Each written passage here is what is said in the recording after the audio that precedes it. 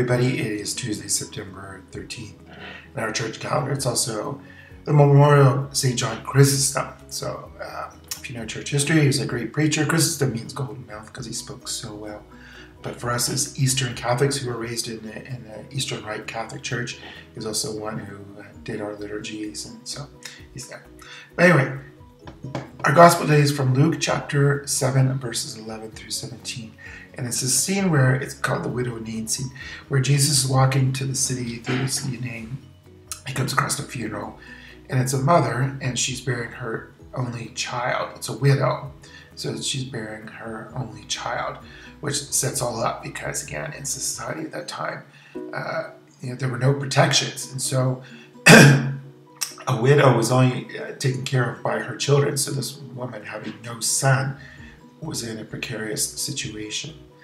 And it says people were seeing this. And Jesus says Jesus was moved with pity, and he stopped the coffin and told the man, "Get up, arise." And the man gets up and rises, presumably takes care of his mother.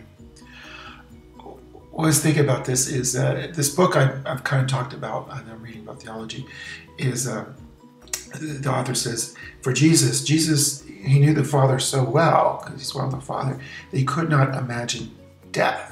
That Jesus could only imagine life because God is only life. So when he comes across these events, he sees death.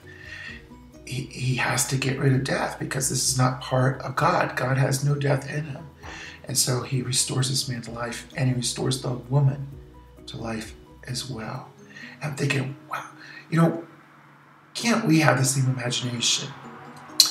Can't we believe that there could be a world where there is no death, literally and figuratively?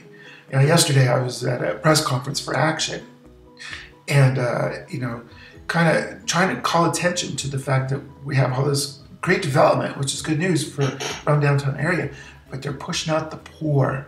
We're pushing out the people who have no voice. We're pushing out others who are having a hard time, and it's not right. That's violence. That's death. And so, can't we imagine doing it a different way?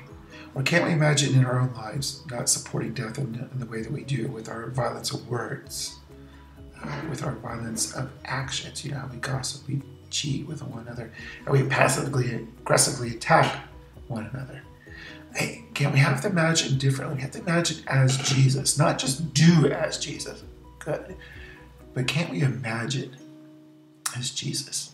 Imagine and then work towards a better world, a kingdom of God. I think we can. I'm going to try. All right, guys, you enjoy. Make it a great day. It's going to be cold, thank goodness, and maybe a little rain. Okay, bye-bye.